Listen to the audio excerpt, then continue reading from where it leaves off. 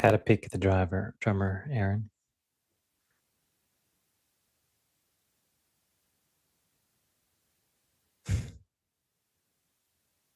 I liked when he did the Travis Barker pop one. That was pretty cool. My dad used to be a drummer, and he found himself saying, "Oh, I did that. I did that too. I did that too." Do share.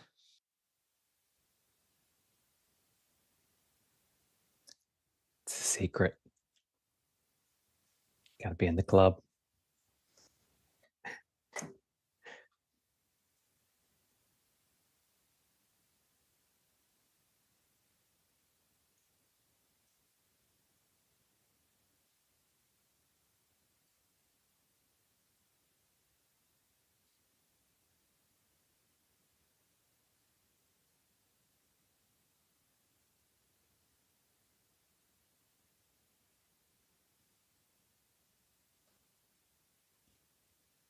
All right, it's a fantastic time to enter your questions. If you haven't already, producers.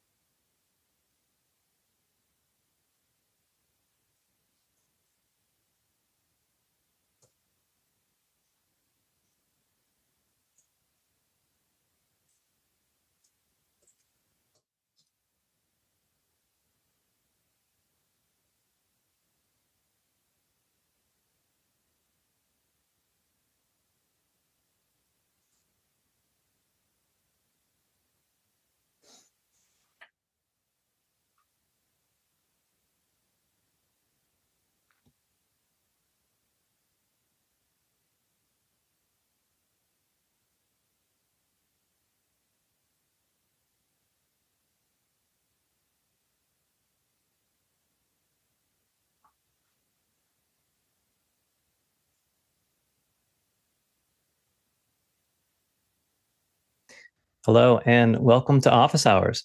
If you're finding us on YouTube, you can find out more about what we do at officehours.global. There you can become a producer of the show, meaning you can submit the questions that our experts will be answering for this hour on media and production, and also for our education hour. We have our final education hour for until the summer break, so be sure to take advantage of the resource we have with our educators on the panel today. But let's get right into the questions. TJ, what do we have? Thank you, Josh. First up this morning is Cindy Drozda from Erie, Colorado. Cindy says, I'm looking to upgrade my Intel iMac. What specs of M2 Mac Mini will give good performance when editing video with DaVinci Resolve or Final Cut Pro? CPU cores, GPU cores, RAM, SSD size, etc. TJ? So with Macs, and specifically the Mac Mini, I am a firm believer of buying as much as you can possibly afford up front. There is no upgrade path with the Mac Mini. And I would recommend maxing it out with and I'm looking at the specs here, the 12-core CPU with the 19-core GPU, and max out your memory with 32 gigs of RAM. And with these Mac Minis and the Mac Studios, the higher built-in internal hard drive storage options tend to be incredibly high performance. And so if you have the budget, I would look into, say, like a minimum of 4 terabyte of SSD storage. And that gives you an opportunity, especially when editing, to sort of bring the project locally onto the drive on the machine, do your work, and then when you're finished with the editing, then move that to an offline drive to keep it for storage or what have you. And as we're talking high-end Mac Minis here, we're getting into fairly pricey, about $3,000 or maybe a little bit more. And at that price, I would also take a look at the Mac Studio. It's going to be probably a little bit more, but you're getting a lot more bang for the buck at that point. I think you can get more memory in the Mac Studios. The other thing is, if the need is not real pressing, take a look at the Apple refurbished store. You can often get really good deals on the refurb Macs. I happen to pick up a Mac Studio refurbished for a really good deal, and I actually got my Mac Studio last year before somebody who had ordered it day one from Apple, and I had similar specs to what they had ordered, slightly under, and I happened to get mine about a month before they got theirs. And I just went on and said, yeah, I'll take that refurb. Jeffrey? Wow, you gnawed that bone pretty good. I will say, yeah, buy once, cry once, especially if this is your primary source of income. It's the best way to not only be in touch with current, but also ahead of the curve, because you never know what's going to happen in a year. Maybe Final Cut Pro will have some new feature that will really run best on the highest end Mac Studio right now. And if you're stuck on an M2, a lower end M2, then you might not be able to you might have to reinvest at that point. So it's always good to do that. Also, think about what you're going to be attaching to your studio. You got a monitor. You'll probably want to have some sort of dock. Well, if you get the studio, you might have more than enough Thunderbolt ports to run from. But are you going to be putting a dock into there like an OWC? Well-trusted dock, very important. Self-powered dock, very important. And be able to do what you need to do with that device. So I basically just run the list, put down a list of everything you're going to put onto that machine, and then see what type of resources you go from there. But yeah, buy once, cry once is always the best option. And John? Follow-up question for both of you. When deciding what you're going to cry over, how would you prioritize? Would you prioritize RAM, storage space, or the chipset when you're thinking of upgrades on a limited budget? I would cry over the RAM and the processor most. And for me, it's anything that you cannot upgrade. So it's going to be CPU, RAM, and storage. And it's a trifecta. There's nothing you can do about it anymore. Yeah, Mickey in the chat kind of has that the idea going about plugging in your projects to use them. So upgrading the things that are not storage. And I'm trying to remember, I know the lower spec versions of the M2 had the affliction that have the single chip of not having as fast of a read speed and write speed. Does that go away once you get the higher configurations that have a double memory?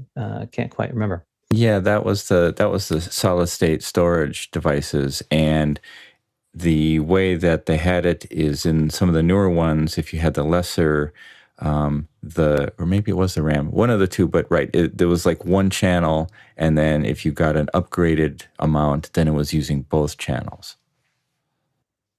Go ahead, Tony.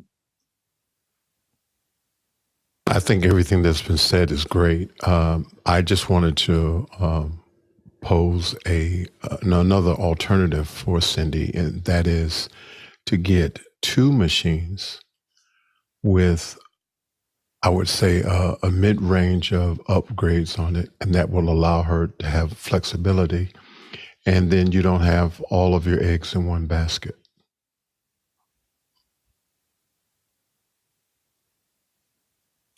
Yeah, and Richard weighs in the chat as well.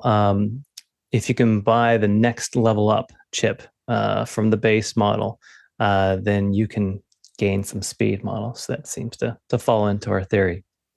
All right, Cindy, hopefully that helps you out. Let's go to our next question. John Snyder from Reno, Nevada says, are there any new AI tools for instruction that you have learned about lately that we didn't cover last week? Aaron? So this past week with my students, I was able to use the website Curipod So I thought I would share that super quick. Okay, I'm thinking we can see this now. So CuraPod is a great site that uses AI to help teachers create their lesson plans. So this past week, I was doing researching different types of scientists with my students. So I was able to go to generator and I was able to type in the type of lesson I wanted. So I'll just do it again just in case. So if I wanted to do types of scientists, and then you can choose your grade level. It goes all the way through 8th grade, but I could even knock it down to a 1st grade level and have it do magic. And it reminds you to check the fact content, which I think is very important. But it generates Google Slides for students, or a type of slide. So you give them a code that will show up on their own device, whether it's a Chromebook, a MacBook, or a phone even. And it gives you slides with information on it that you can change or not. They have polls that are in there as well. They also do a really great one. Let me see if I can drop it in for SEL. There's like a brain break, and it tells them that they need to draw something on the screen for fun. The one that so this one was something similar to what I did with my kids. Draw a happy pineapple enjoying a day at the beach with sunglasses, a t-shirt, and flip-flops. And a drawing screen will come up for them in order to participate and draw, and then they can vote on which one is the funniest or the silliest, or you can regenerate it. But there's all different things you can do. And a bunch of teachers have already put a lot of things in under the Discover tab, under brain breaks and math and creativity, how to like build different things. I personally love the social emotional one, like check-ins, like mindful mornings, things like that. But I think it really just helps students. I'll pop back here. It really helps students become part of the lesson instead of it just being the teacher showing slides. It's very interactive and it saves me some time. I mean, I obviously check what's going out to my students, but that just took away so much of the stuff that I had to work on that it just blew my mind. So love CuraPod. Do you find, Aaron, that you just have to make the typical AI corrections when you're making those lesson plans? Yeah, absolutely. There were, I actually had a run-in with 2 slides that were back to back. Like the first one said, name any type of scientist that you know. And then they gave, the next slide was the definition of scientist, which was fine. But then the next one was list a type of scientist that you know. And I was like, wait a minute. We just did that. So yeah, you do have to check it out and make sure that it's accurate and what you need. But overall, going in and taking 5 extra minutes versus like trying to recreate the wheel definitely saves time, which is very helpful for teachers. Next buzzword is going to be human certified. AI enabled, human certified. Go ahead, John. Maybe they're just trying to do spaced repetition with those slides. For you, Aaron, is that a thing? It looked like this. So the students have their own devices, and are you guiding their devices along so they're following your presentation automatically? Absolutely, absolutely. I know there are other not AI sites, but sites like Pear Deck and things like that, where they could go at an individual pace. So if you had a student that was a little farther beyond, you could let them go at their own pace with their information. I don't think CuraPod has that yet, but overall, it does do it for the whole group of students. So they can't move on until I advance the slide. So even if the timer goes off, they cannot move on until I personally click the button. Go ahead, TJ. Yeah, John pretty much asked what I was. I was just curious whether or not this was all in an in-classroom environment or not.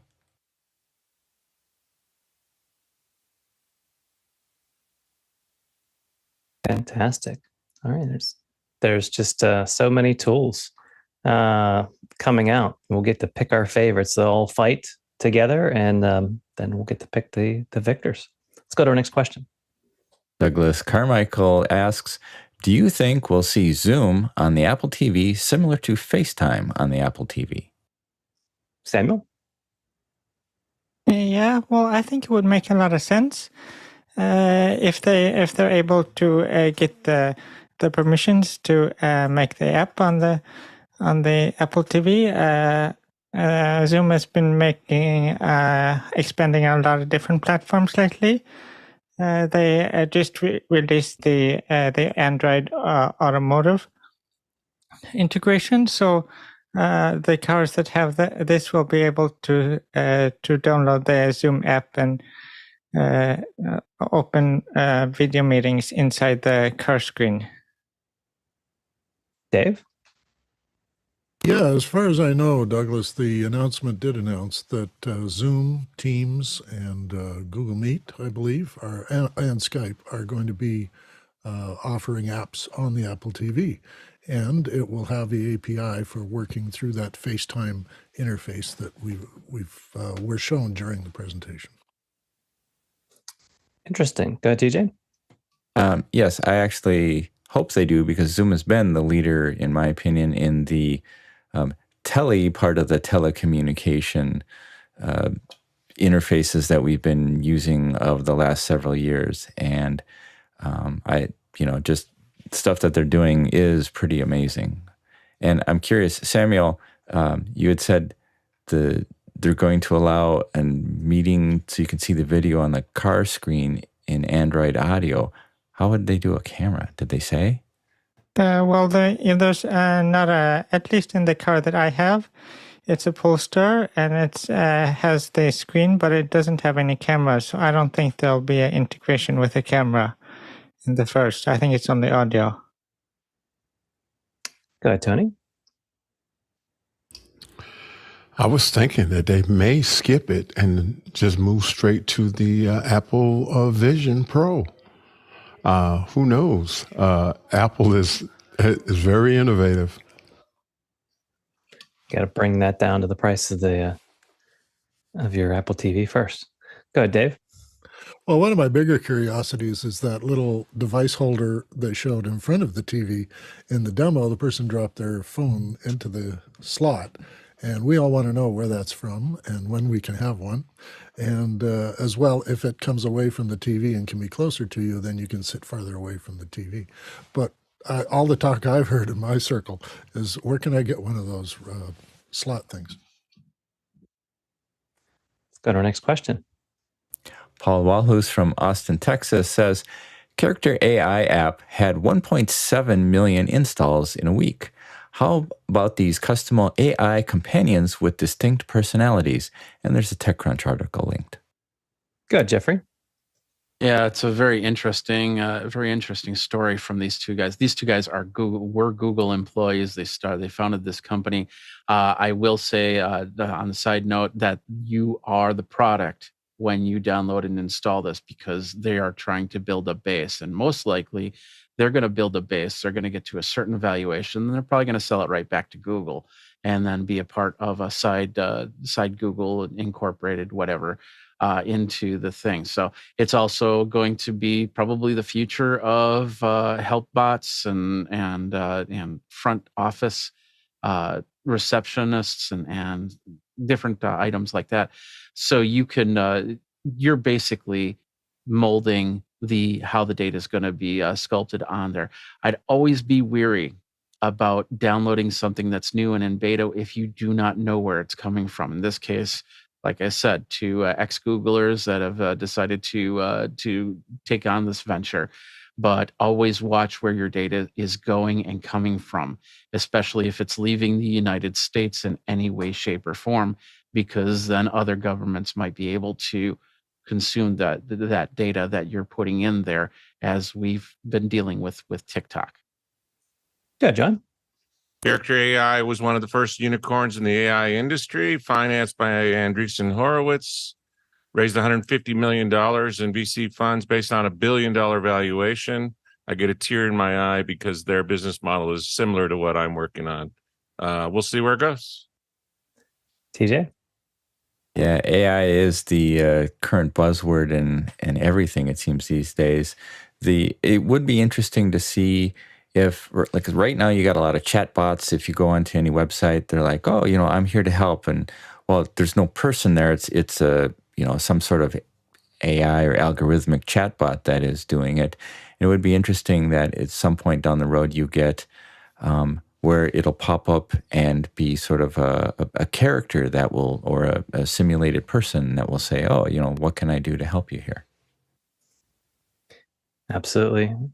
Roscoe in the chat says that even the asking if you want fries with that might get taken away.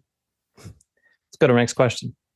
Douglas Carmichael says, I was testing a 14-inch MacBook Pro with Isadora and TouchDesigner, and it felt less cramped on the more space setting. However, I've heard the lack of 2x scaling can strain the eyes. What are your warning signs of eye strain, and what are your experiences? John? I've never had eye strain from staring at a computer screen myself, but where I do get eye strain is if I don't have enough ambient light and my screen is really bright. For me, the telltale sign is I get a really piercing headache just above my eyebrows, like right behind and above my eyebrows. TJ? Somebody who spends upwards of 10 hours a day staring at various computer monitors, eye strain can be a big problem. It is important to take a break periodically and look away, get up, walk around, and change your focal distance to something that is farther away than just the monitors, which are usually at about arm's length away from you. And what happens to me, a lot of times, if I'm really focused, I will not blink as often as I should, and so my eyes will start to dry out. Like John says, I'll get a headache sometimes if I'm, suffering from some eye strain. So just take a break once in a while. Jeffrey?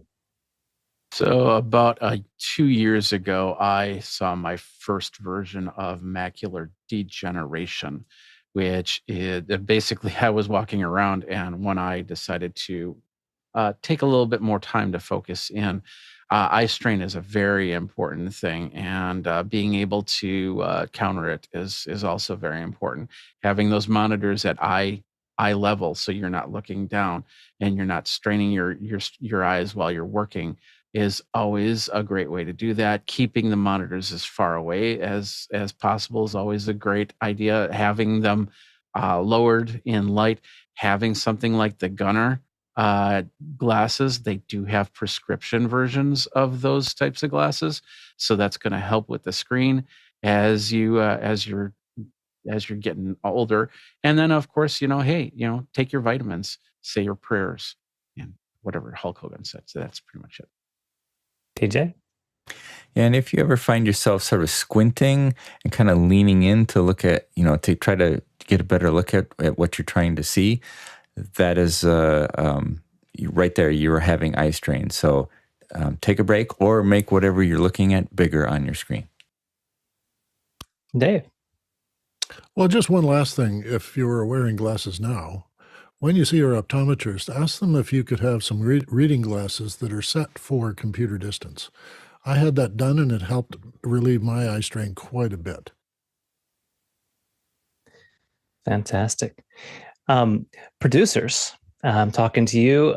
You who would drive our show by asking questions, feel free to vote on the questions to be able to determine which ones we spend time on, go through. And now's a good time to put in questions, both for our first hour and also for our second hour discussion for our setups. Let's go to our next question. Chad Lafarge from Columbia, Missouri. An attorney admitted to using ChatGPT for a brief in his client's personal injury case. The brief cited 6 non-existent court decisions. Should the judge use ChatGPT to determine his sanctions against the attorney? John? There was two cases like this week alone. This is funny. My attorney made me add a slide into my presentation this week specifically to this. This is just incompetence by the attorney. But according to OpenAI, GPT hallucinates. So that's their word, hallucinates. And it does make up stuff like this. So anything that you run, anything that I run through OpenAI, and then I also run it in Google to cross-check it. And then and you gotta watch them because they will hallucinate. There was another case down in Texas had similar problems, and the judge outlawed's not the right word, or it is disallowing any usage of GPT in the court. So we'll see what happens. John Snyder. Did the attorney admit to using ChatGPT, or did they get caught using ChatGPT? Because there's a little bit of a difference there. And I think it's a good lesson for all of us that you are responsible for your output. Whether or not you use a tool to help you with it, you should always check your references and honestly do your own homework. If you're citing a reference, you should read that reference to make sure it says what you want it to say, at the very least. Read the summary or an abstract about it.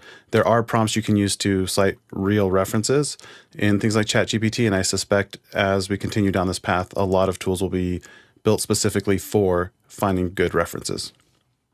It's kind of like that keeping your hands on the wheel for the AI driving there, you tend to let it go away. And I'm sure the lawyer was like, hey, confirmation bias. Fantastic. Let's go to our next question.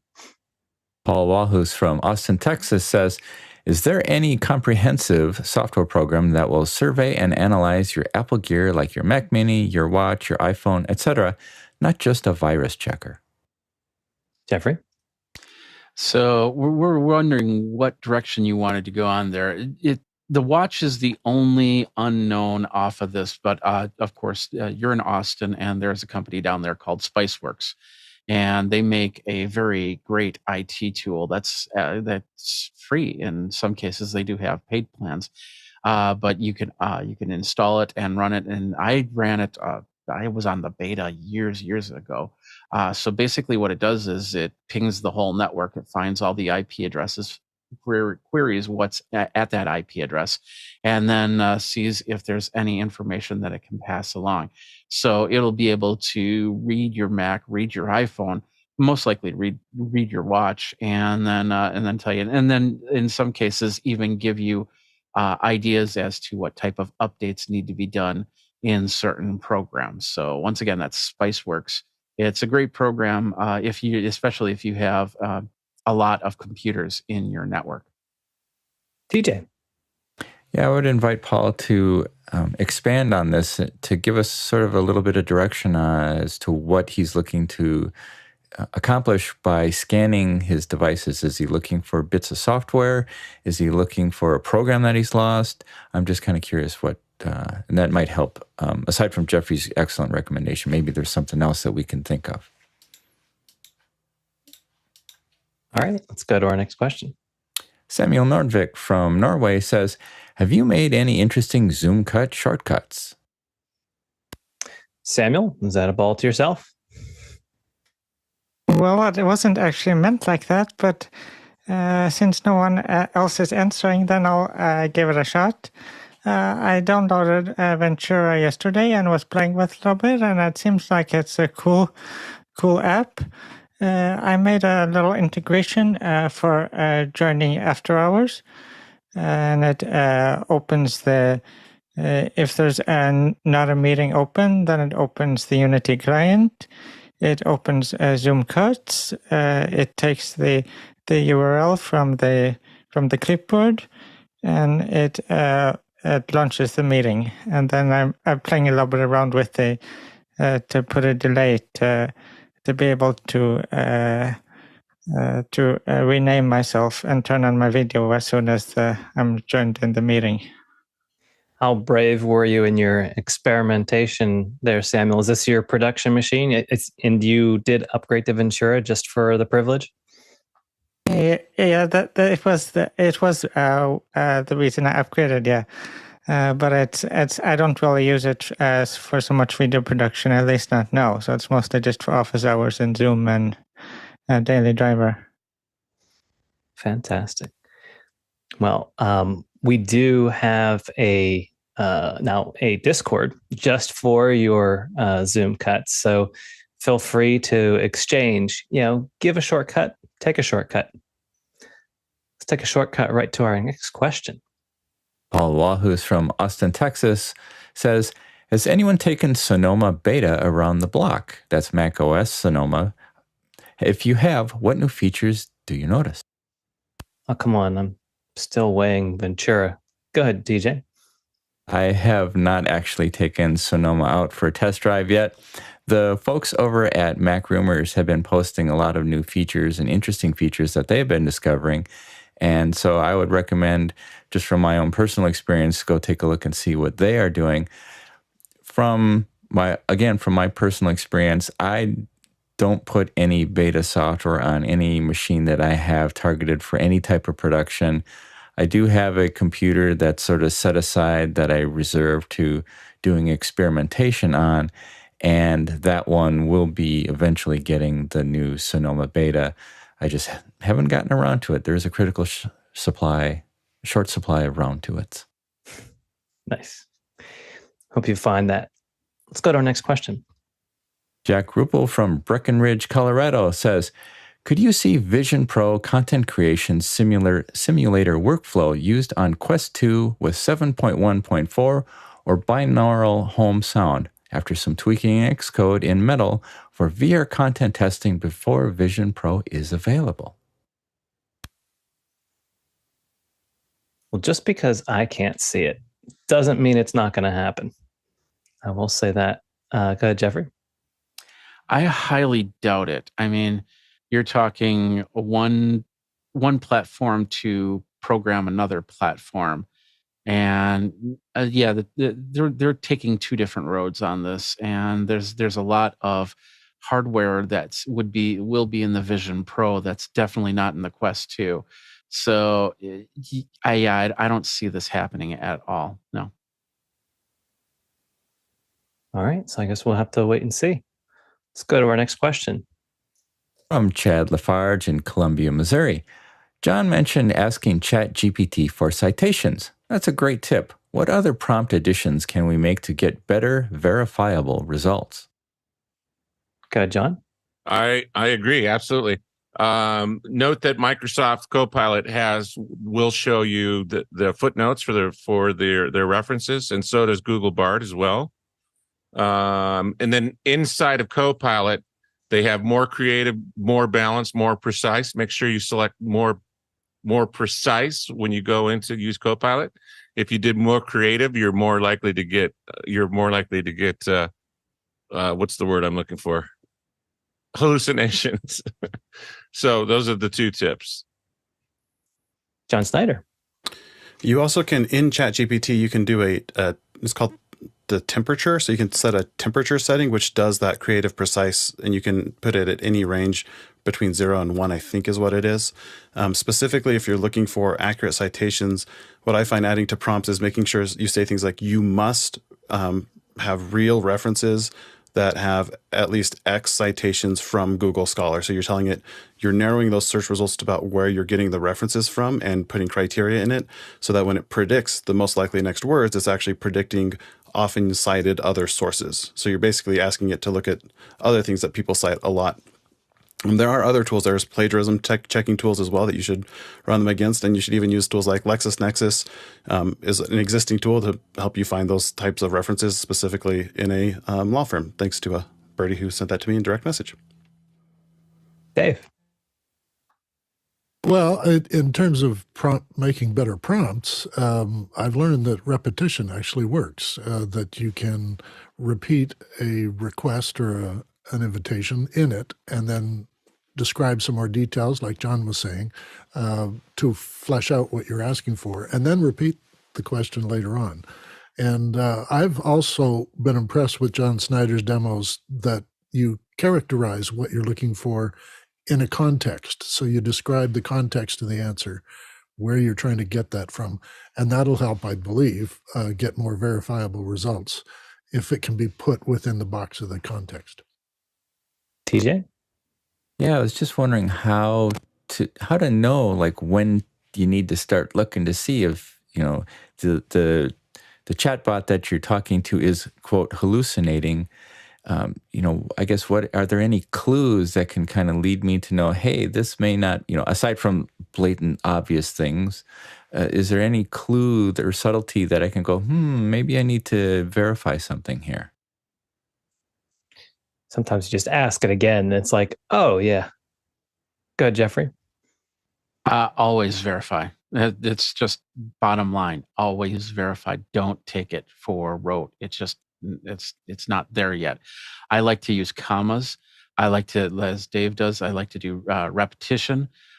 So, like for instance, if I ask, I don't know, if I ask for the best mice of 2020, I'll put in best mice of 2020, comma, and best mice, comma. And think of it just like you're doing keywords in if you've ever written a blog post or done a YouTube, you're putting in a whole bunch of tag words, keywords down there. So think of it like that, and it will try to separate it. But it also has a very weird short-term memory or misunderstood memory, I guess is more thing, because you could say, give me this and it'll come back with results from something else.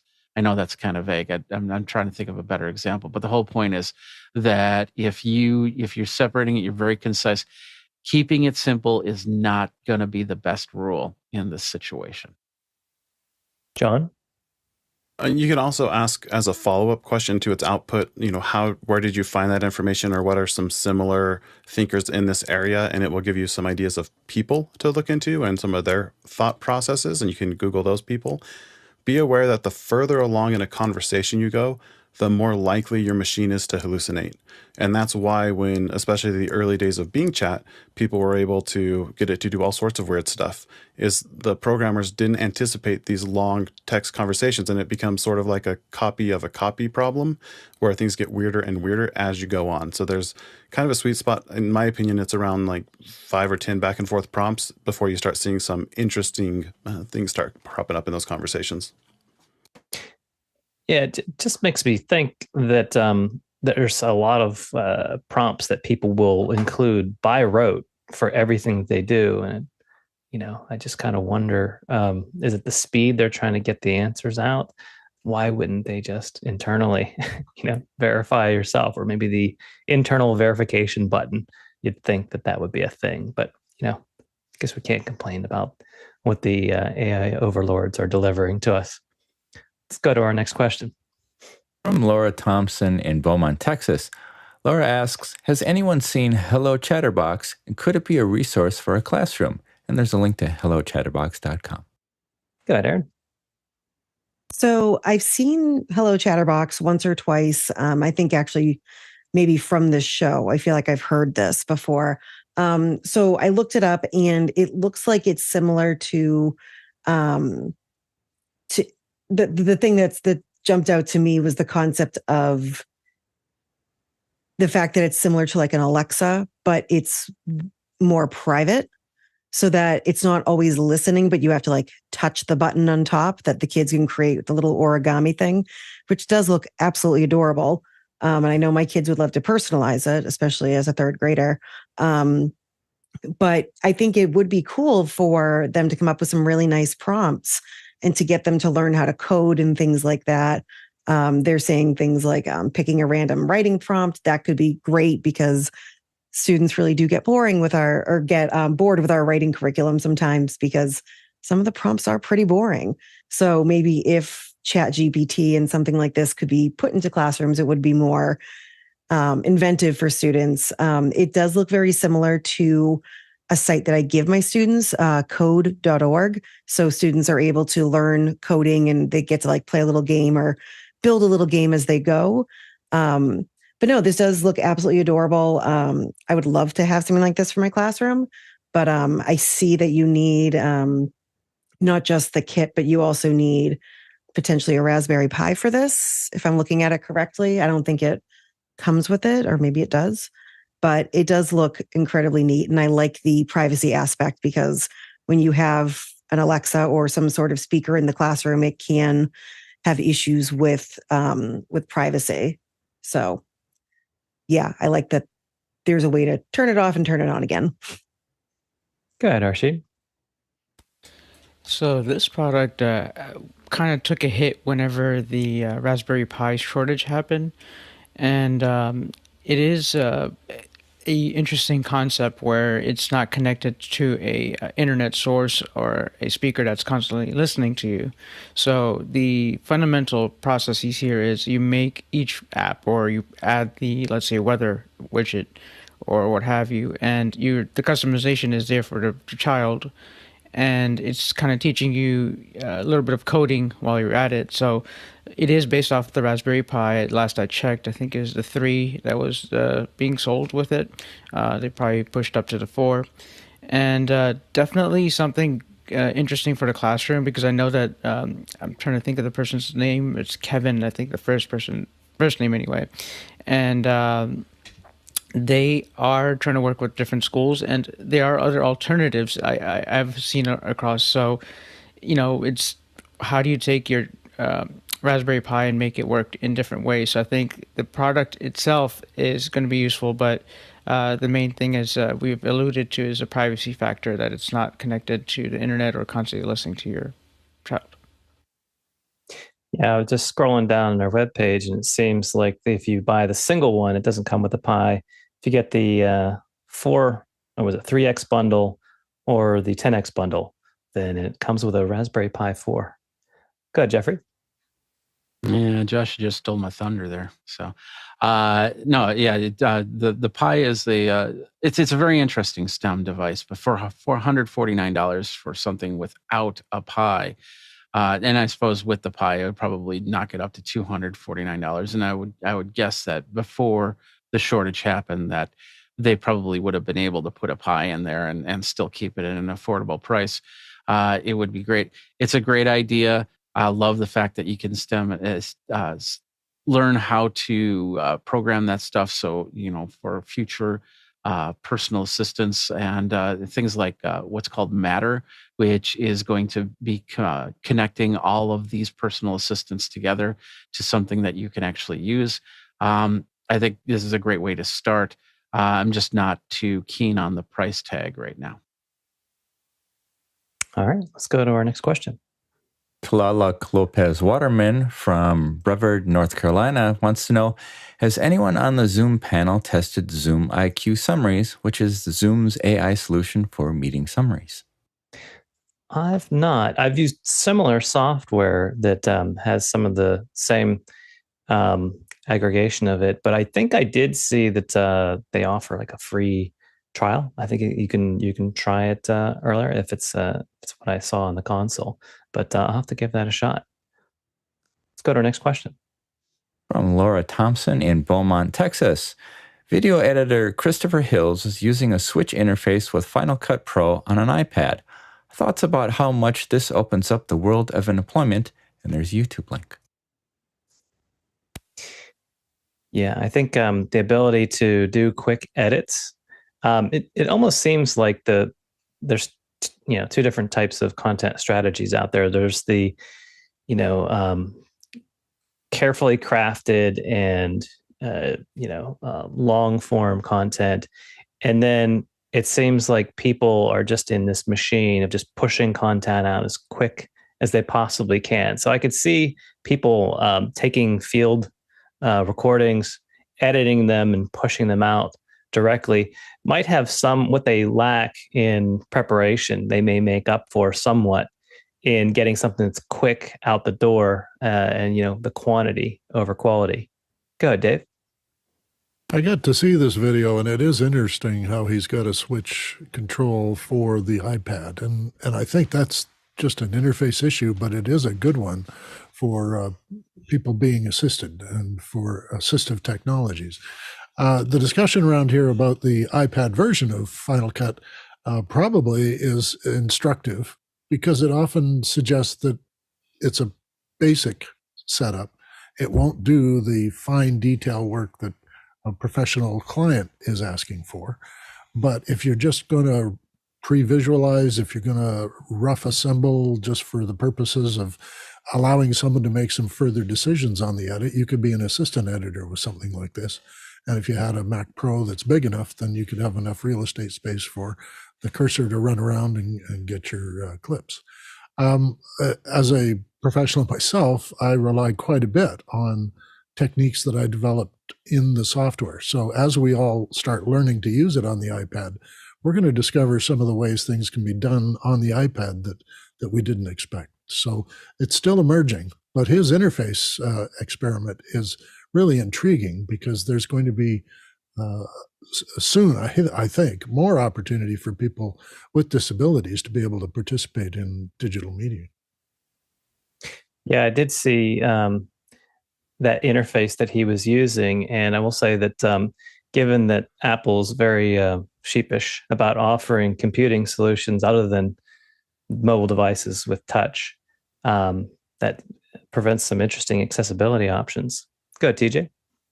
Yeah, I thought the video was really interesting, showing, again, I like how it shows that because somebody may be physically disabled doesn't necessarily mean they have a mental disability, and they still have that creativity and that willingness to strive and learn.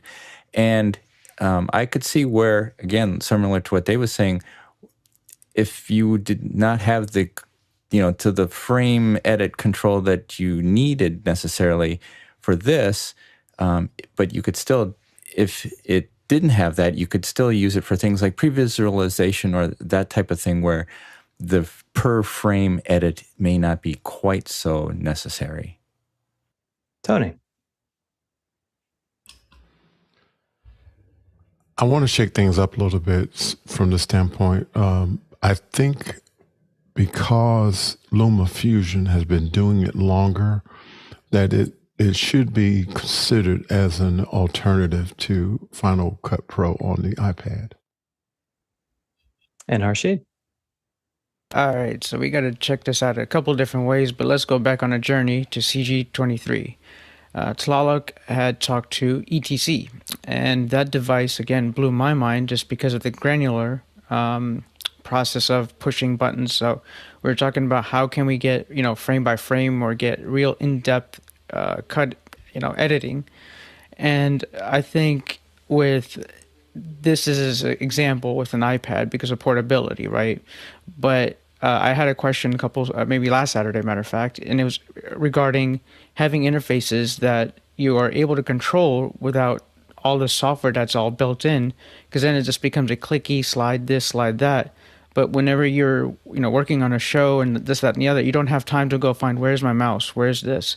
You got to go and you got to go. So I feel that anything that has a hard switch, hard interface, we've talked about X keys here, we've talked about Stream Decks alternatively. Those are all alternative devices that I feel will make anything work better. So may you use the knob to do cuts and stuff with the Stream Deck, or use something that like a switch. It's all one and the same. The idea here is how can one continue to do something that your peer was able to do and have that equality to it. So I think in either way we look at it, I'm glad that more apps are opening up. And Tony did mention LumaFusion, which I've always heard is the best app on iPad. So again, the competition is always the best thing, and we have tools now that are working along with it. So keep on moving, keep on grooving. All right. Before we go to our next question, just encourage you to vote on the questions we have and go ahead and submit them in Makana. If you don't know how to become a producer, go to officehours.global and hit the Join Us tab. Let's go to our next question. From Alan Scott in Fredericton, New Brunswick, I found that my results in school varied a lot depending on who the instructor or teacher was. Is this common? Erin? Oh, absolutely. Absolutely. Even my co-teacher and I, who work in the same classroom with the same kids all day long, will both look at a piece of their writing or how they answered a reading question. And I would say on a scale of 1 to 4, which we have to grade them on, 4 being absolutely out of this world, 4th grade level, and 1 being you have no idea what we're doing, I would rate it a 2. And she would say, oh, it's totally a 3 because, of how far they've come and so on and so forth. And I'm like, but when you're looking at something, it's so subjective, even though they're based on specific objectives and standards. A teacher can look at that and see totally different results depending on what their expectations are, what their perspectives are on students that they've had in the past. So everything is filtered through our background knowledge of what we know. So that's probably why, regardless of which teacher you have, if you're getting the same information from different teachers, they're going to grade you or see if you've met their standard differently. So I know there's been plenty of teachers in my life who I know I worked my butt off for, and I still got a C. But there are other teachers that I didn't even read the book for the class, and I got an A. It depends on the teacher's subjectivity, apparently. Good, Dave. I'm not a teacher as much as Erin is, but I endorse what she was talking about there. In my experience as a student, I was challenged by the best teachers, and the less good teachers, in my opinion, were simply trying to gain my cooperation. And I think that was a distinguishing feature for me, in that people were trying to get me to work on learning, and others were getting me to just cooperate and follow along. I did get challenged by some of the best teachers, and I've stayed in touch with some of them in the past. So it's been an ongoing educational process for me.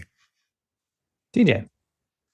Yeah, I took a little different approach to this than Erin's answer. I looked at it from my perspective of how I felt I did in school, and based on the teacher. And I still remember to this day, high school was 40 years ago for me. Mr. McNeilis, who was a social studies teacher, would start off every class going, I need some gum. Who's got some gum?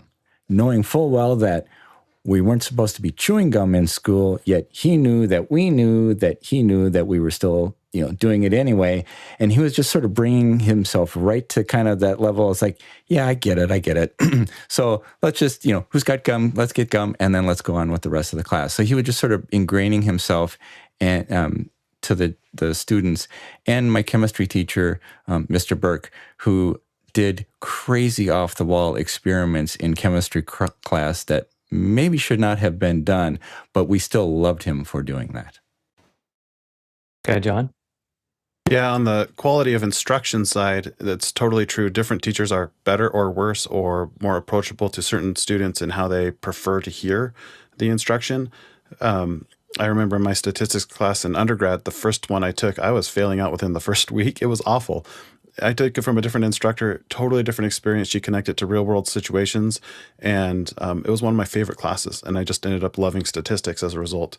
It also varies on the assessment side of things. In the call center industry, the industry standard for assessing calls with QA audits is we try to get all of our auditors within 15% of each other when they audit the same call. It's called a calibration, and we have tools to actually do that and practice it. But if you think school, that's a whole grade and a half different between two different people looking at the exact same content with the exact same rubric in something as simple as a call that has very step-by-step instructions. So it can vary wildly. And Erin. EJ, I had to go back on what you were saying a moment ago. I didn't think of it that way, in terms of like the student and like the teacher, like bringing himself down to that level. I've actually had that situation happen when students are very excited about something that I have said, typically by mistake. And it's nothing bad, but I know I was teaching a climate lesson, and I was showing them a map, and I said, and somebody said, I asked the question about types of severe weather, and one of them said an earthquake. And I had to say, wait a minute, an earthquake is not a weather-related concern, but let's talk about it. And because I'm obsessed with like plate tectonics and the ring of fire and all that stuff, I went off on a tangent that lasted at least 25 minutes with those students because they were interested, they were engaged, and because I caught their attention on it, they were able to keep questions going for me to let them learn about something new. But then the next class that I had that I was doing the same lesson for, they didn't grab onto it. So I didn't launch into that tangent. So I guess the relationship aspect of teacher and student does come into play when coming into whether it's assessments or just teaching in general. Absolutely. Let's go to our next question. From Craig McFarland in Boston, Massachusetts. Craig says, I'm thinking about getting an 8x8 HDMI matrix from my home office to avoid constant rewiring for various situations. Any suggestions? And the answer is get a 12 by... Okay, we'll let Samuel answer that. I've kind of been looking into this myself, and there aren't really too many options that are quite affordable. I think Alex uses the monoprice Blackbird 4K, but it doesn't seem like it's available now at the time. Another suggestion, what you could do is to build, you have a stationary setup, you could build your own patch panel and use some splitters and route the HDMI yourself. That's what I'm considering doing in my setup here. And I'll put a link in the chat of a video. And Sam, when you were shopping for that, what were your criteria that you were looking for? Did you want to have like 4K or 60 FPS or a certain capacity? Yeah, well, it has to at least do 1080 60 FPS. And then my other criteria is that I have to be able to remote control it, preferably through something like a companion. Yeah, good set of standards. Let's go to the next question. Tony Mobley from Newman, Georgia says, I'm considering ending simulcasting to only YouTube on Conversations with Tony Mobley. What are the panelists' thoughts? Go ahead, Jeffrey. Simulcasting is always a fun little challenge there. So when you really have to understand how each social network accepts a live stream and how people react to a live stream. Like, I had this conversation last night with somebody else. Live streaming to Facebook is almost pointless because most people, they just end up taking a bite and then moving on to the next thing.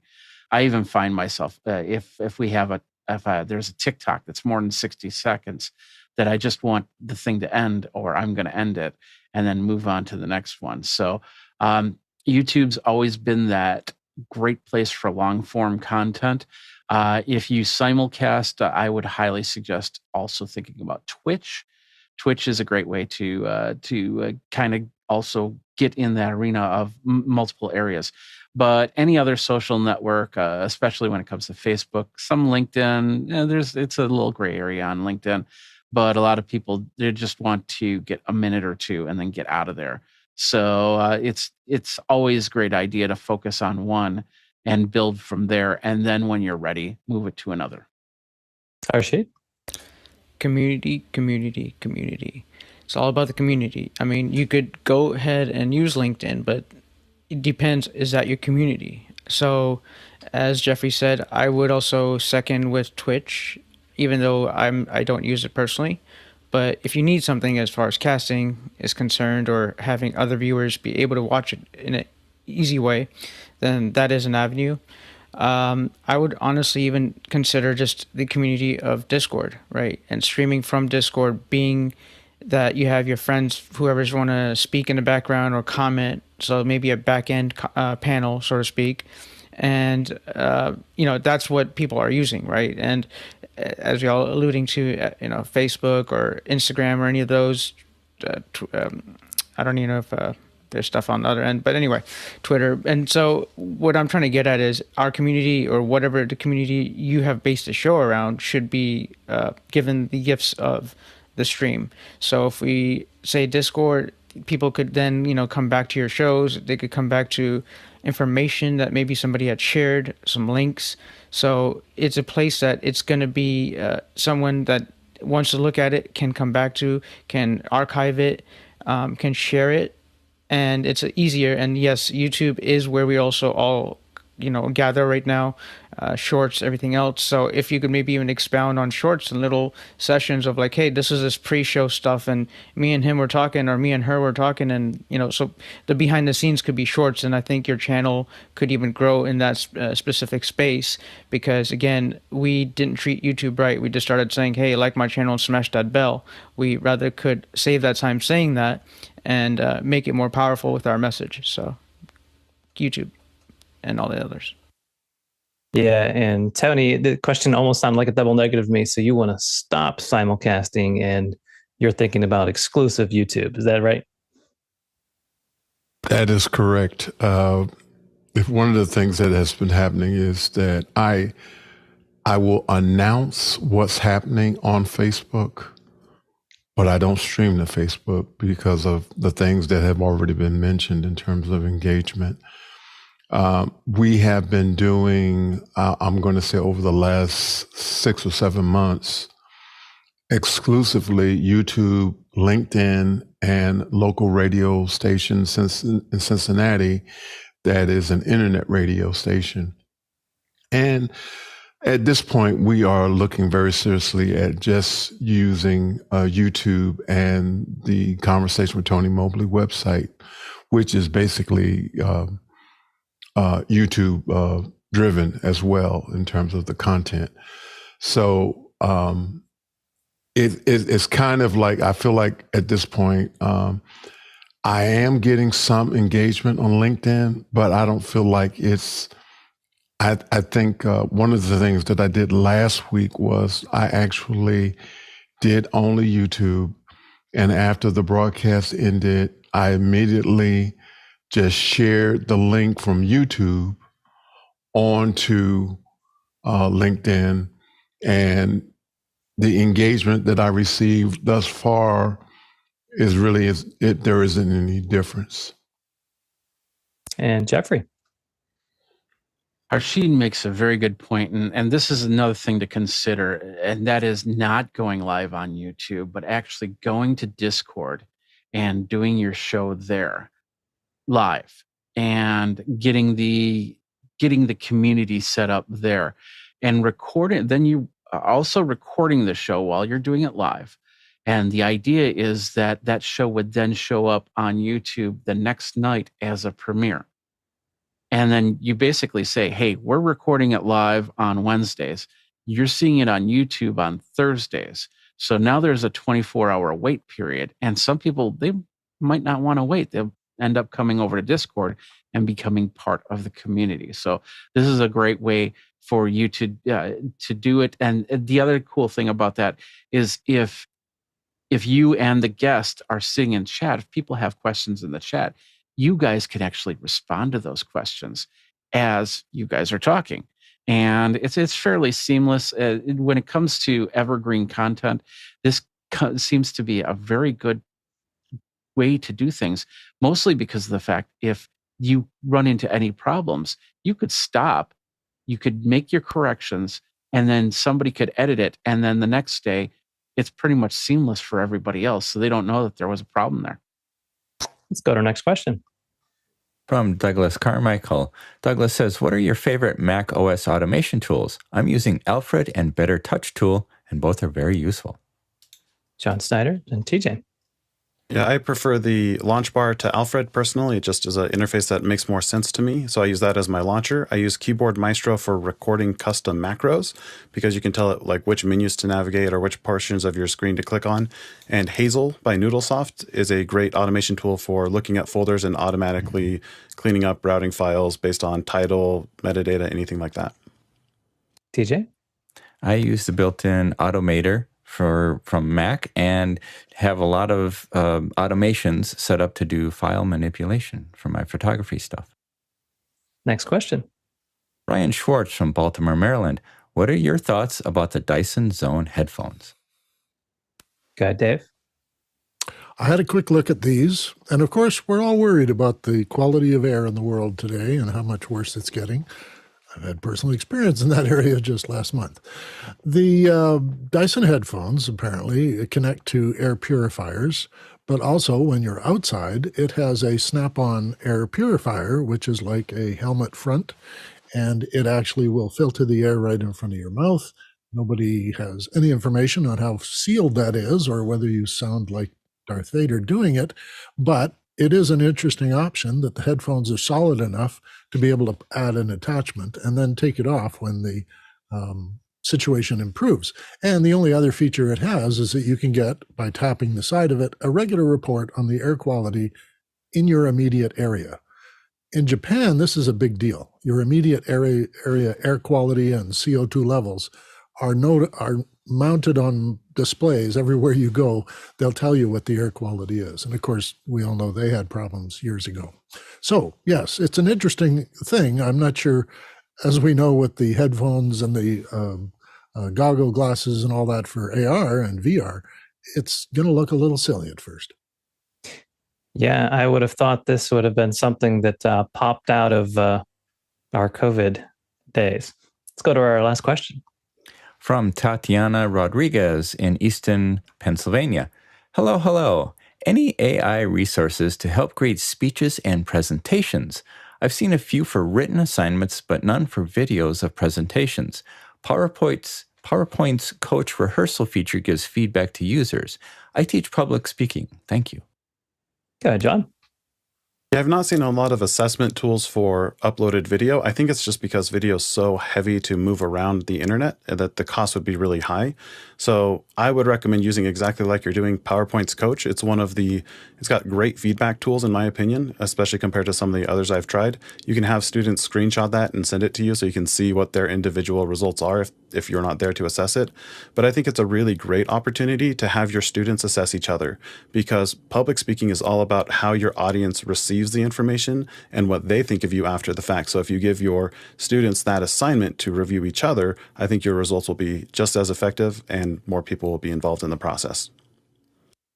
We thank you for all of our questions for our first hour, but don't go away. We're going to go right into our second hour of education. But before we do, just a brief announcement. Our lineup for next week is out. So if you get the email, you'll notice that we have a trademark lawyer scheduled for business and marketing on Monday. Also, get started with 3D printing for our graphics day and gain staging for our audio.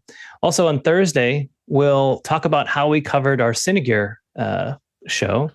And if you'd like to know the nuts and bolts of office hours, how office hours works is a topic on Friday. Well, with that, we'll throw to Dave. Dave, what do we have for education? Thank you, Josh. Welcome to Education Hour. It's good to have you along today. Back in April, we had a week of brainstorming here at Office Hours. One suggestion we received here at Education Hour was to have a visit with some educators to see what their setups look like. And we asked a few people if they'd show us their gear.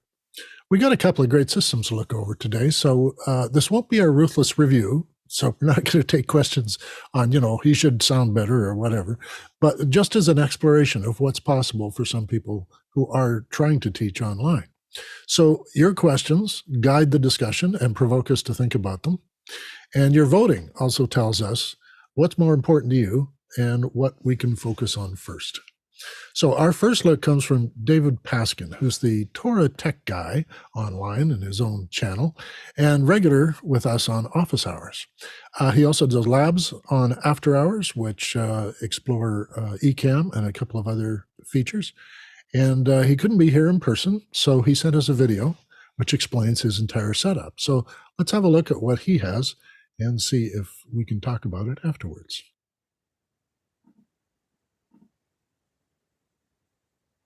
Hey Office Hours, David Paskin here, your Torah tech guy and a fellow educator. I'm sorry I can't be with you on Saturdays. It's the Sabbath, and so I actually turn all this stuff off and try and be with my family on Saturdays. But I understand that you're doing some walkthroughs of how people have set up their spaces to be the most effective when they're teaching, when they're leading. So I was asked to give you a little run around my little space here, and that's what we'll do. So from behind, I'm going to kind of work from the biggest down to the smallest. I've got two computers that are going on here. This guy over here is a Mac Studio, and I've got 1, 2, 3 monitors connected to this computer. And the way I use these monitors is, by the way, I'm a fan of smaller monitors and more of them, as opposed to large, expansive monitors. So I think this is a 27-inch, maybe a 24-inch, and then this is a 10-inch and a 7-inch. So I use eCam. I do all of my classes, by the way, through Zoom, but I use eCam. So eCam lives over here, and my Zoom client lives over here with participants. And then if I open up chat, my chat would live over here also. So I have chat and my participants right here. I usually make them bigger so that I can kind of keep an eye on everything that's going on. My main Zoom window sits in this teleprompter. This is the TMP100. I've got my Sony a6400 camera behind that with a Sigma lens on it. But this allows me to look directly into the camera to see my participants. I always keep that on gallery view, even though they end up being really small, because I really want to be able to, at a moment's notice, respond and react to some of what I'm seeing. I want people to know, my students, my friends, whoever's with me, I want them to know that it matters to me that they're there, that I see them. And so I spend almost 99% of my time staring right there. This down here is my second Zoom monitor. So I use dual monitors, and I have the second one here. That way I can keep an eye on if I have spotlit someone, or I can see who the active speaker is a little larger. If there's a screen share comes down here, often this is not big enough for me to actually see anything meaningful in a screen share, so sometimes I'll have to drag that over. But this is my Ecamm and Zoom world right over here. This computer is a MacBook Pro, and so I call this my streaming computer. I call this one my content computer.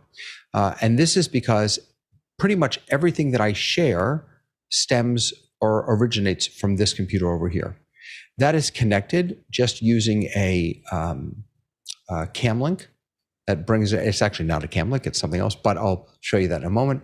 A video capture device, which then plugs into the Mac Studio so that it is recognized. Anything that happens over here is recognized as a camera source, and then I can build up my scenes in that way. So I've got 2 monitors here. Obviously the built-in, that's usually where I keep my calendar all the time. And I also keep Zoom ISO over there. I'll talk about that in a moment. And then this is where I just share. And I know when I'm sharing a scene, when I'm sharing an anything for that matter, I'll just take you out of this scene so you can see, you can see that I have my website up here right now. And I know that whenever I go into a full screen share or even a PIP like this, that whatever's on this desktop is what's going to be shown in my screen share. So I keep whatever I have on this desktop, I keep it in full screen so that I know exactly what's going to be shown. I never muddle this up with other windows. I like kind of everything having its own place. So if I have a Keynote that I'm sharing, or a website that I'm sharing, or even a Google Doc that I'm sharing, I have it full screen on this monitor. I'll make the font as big as I can. I'll make the images as big as I can. So it fills the space. For example, if I were to go to, let's go to officehours.global and we'll take a look. So you can see there's a lot of black around the outside there. I have this trackpad here, which is connected just to this computer. And if I just kind of go like that, I can make that a much nicer share than originally when it was like that. So I'll very often, if I'm showing a website or something that has margins, I'll just zoom in like that. Okay, so we've got the 2 computers. There's a third computer sitting over there. It's a Mac Mini, and that's connected to this monitor right up here. You can't really see anything on it right now. I always run 3 instances of Zoom. My main Zoom lives over here. Regular old vanilla Zoom runs over here, and that's the host. Zoom ISO runs on this machine. Zoom OSC runs on this machine. And then I run Zoom in a client, in a window, in a browser on this machine. And that's because I use socialstream.ninja to bring in chat. So by joining my Zoom call from that machine, just in the browser, it doesn't work in the client, socialstream.ninja, which is a plugin that you just put into Chrome, will hear all of the chat. They will all show up right here on this screen, and they will also automatically show up on my stream. All right, so I've got those 3 computers, Zoom and Ecamm, Zoom ISO, Zoom OSC, and my content, and then socialstream.ninja over here. I've got 2 Stream Deck XLs right here. These control Zoom OSC. This is so I can spotlight people, multi-spotlight people. I've got all the different actions here. You can see I'm in the meeting right now. And so I've got a couple, well, you probably can't see, but I've got a couple people there, myself and this ISO OSC machine. And so this is how I really control the meeting using Zoom OSC. So these 2 are connected to this machine, to this guy right here. This guy down here, this is my Zoom kind of where I rest my hand. So this is actually connected to the studio. So I can mute myself, turn on and off my camera, open chat, open participants, leave the meeting, join the meeting, things like that. This Stream Deck over here is for Ecamm. And so this is where I click to change scenes, and it all lives right here. And I have multiple pages on this Stream Deck. Behind that, you'll see I've got an ATEM Mini. I don't really need this anymore, to be honest with you. I had it because I had 3 cameras plugged into it. I had my main camera, and I had my behind the scenes camera, And then I also had an Apple TV, which would allow me to bring my iPhone in. But I recently got, I can't even tell you what it's called. It's a dual, I did a video about it. So if you're really interested, you could look it up, toratechguy.tv. I did a video on it. It's a dual HDMI input and dual output, but USB. It's not really dual output. It brings both of those HDMI feeds in separately. It converts them to USB. So I now have my behind the scenes video and my phone or the Apple TV connected to that. So I'm able to have multiple cameras in the same shot. That's the one downside of the A10 Mini, is that you can only get one camera out of it, no matter how many you have connected. Over HDMI, you can only get one via USB. So the A10 Mini, Stream Decks, I'm using the Rodecaster Pro over here.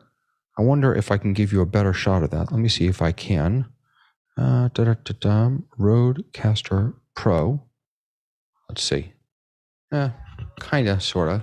So I got the Rodecaster Pro 2 over here, which I absolutely love. It's been absolutely perfect for what I need and for the work that I'm doing. There are, you may have seen on the side of that, I've got a couple of Rode Go 2s for if have other people in the room and they're not going to be right up here at the mic. I have those that I can give to them so that they can be part of what I'm doing also. The mic I'm using is a Heil PR40. It's attached to an Elgato low mount, under mount arm, which I, again, adore. Let's see. I guess the last thing I can really tell you about is the iPad here. So the iPad I have in front of me, and I really use this for three things. So the first is my lights are controlled from here. The second thing is if I'm running a Keynote, I'll open up the Keynote presenter, and this will allow me to present from right here. And the third thing is what I use it for most often is using video pencils so that I can draw on my video and see it right there in front of me. So that's been kind of life-changing, having that there. In addition to the Stream Decks that I have on my desk, I also have a couple foot pedals that I'll use. When I'm leading services, I'm often playing guitar, so I don't have hands to press buttons. So I grabbed myself an Elgato foot pedal, Stream Deck foot pedal. It promptly lost connection to the computer. I sent it back. They sent me another one. It lost connection. I sent it back. They sent me another one. That lost connection. I sent it back. They sent me another one. This is the fourth that I've had. I got it about a month ago, and I'm afraid to plug it in. So now it's a footrest. And instead, I use this little guy that I got on the cheap before the Elgato one came out. It's just a little, it's called the Firefly, Page Flip Firefly. It's got two pedals, connects via Bluetooth. That's the USB that broke off, that's jingling around in there. But this thing works every time. This I connect to my content computer so that I can advance slides when I'm teaching. I'm also one of those folks that likes to teach or talk with their hands. And so very often having a foot pedal is really, really helpful. I am in a sit-stand desk. Whenever I teach, I'm always standing. I find, number one, it keeps me centered in frame because my mic is right here, and I'm hyper aware of really my framing and wanting to look the best that I can. Also because it gives me extra energy. When I'm sitting down, I tend to slouch or I get bored and I look away. When I'm standing, I'm really, again, I could be hyper-focused on what I'm doing. So we've got the three computers, the streaming computer with Ecamm and Zoom, the content computer with Zoom OSC and my content. We've got my socialstream.ninja computer over there, the Stream Decks to control it all, a couple foot pedals, the iPad, the Rodecaster Pro 2. The lights that I'm using are just Elgato key lights, nothing particularly special there. I did a little bit of treatment, sound treatment to the room, not a lot. I've got a blanket in front of me and a couple of squares around here somewhere, but that's pretty much my setup. I'll say that I am finally, not finally, it's been this way for a number of months, but it took a long time to get here, and I feel like I'm in a zone. You know, I have what I need to really do my best work, and I'm sure that will change. I'm sure that will evolve, and I will get more things, and it will grow. But for right now, this ecosystem that I've created really. It just really gets the job done beautifully for me, and I'm really happy with it. So Happy to answer any questions, but not on Saturdays. Have a lovely day, everyone. Bye.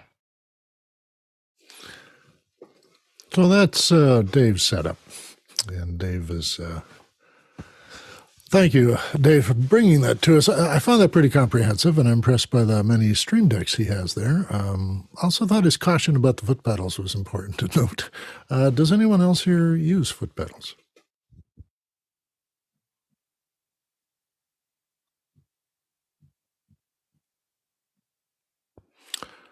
Something has happened to my sound. I will be right back.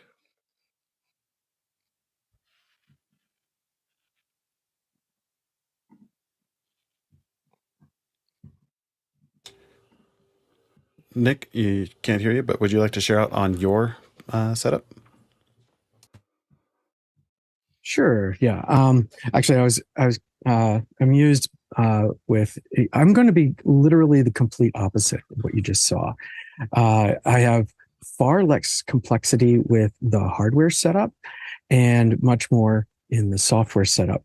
The other thing is, there was a note in that video about preferring lots of small screens, and I am the complete opposite. Well, there we just gotta plug in my camera here. I'm having a little bit of a USB back in this, but let me try this time. Nope, my USB camera is not going to work. That's unfortunate. Well. Anyway, the newest addition to my physical studio is a 49-inch LG screen that connects both to my MacBook Air M2 as well as my PC. And to me, it's much like he was talking about lots of individual screens. It's kind of, to me, like the touch screens of a iPad or a iPhone. That screen can be anything you want it to be at any given time. And so I actually, now that this is my second day with this monitor in use, and I don't know that I'm ever going to be able to go back. So let me share my screen, and I have a video that I've shared out on YouTube some time ago. Hopefully you can see this. This is the software setup that I'm using. So I'm using a free piece of software called Unreal Engine, and there's lots of free scenery that you could download. This particular scene is something that I had a student put together for me. It's, there's a bit of a learning curve to get started, and I'm happy to help anyone who wants to. But the bottom line is that it's possible to bring video in from a Blackmagic card. So if you have the ability to have a DeckLink card in a PC, unfortunately, the Mac version of this doesn't support video ingest. But on the PC side, you can bring your video in, of course, with a green screen. It'll key it out. And then you can have any kind of 3D world around you that you'd like to have. And so one of the things that I've done is added a holographic screen, because a lot of times my screen, my view is going off in a different direction than where my camera is. And it's usually to look at the Zoom meeting. And so this way I can have the Zoom meeting in view so people can see, oh, I'm looking at you. The physical setup is pretty simple. So again, this is a home virtual production studio overview, PixelProf, if you ever want to look it up to look at it. This is from a couple of years ago. Of course, things have evolved. I've actually moved to a different house than this was. But the setup is essentially the same. What's going on is there's a PC running Unreal Engine, and that's creating the 3D environment. There is a Blackmagic Micro Studio camera here, and that's plugged into an A10 Mini, as well as plugged into the DeckLink board inside the PC. And so it's seeing myself with a green screen behind me. And again, Unreal, the software is doing all the keying. And then one of the things that's interesting about Unreal is that there are virtual cameras, like this is the lens of the virtual camera, and this is what the virtual camera sees right now. And that video here is actually being output from the DeckLink card. And so that's going into the A10 Mini.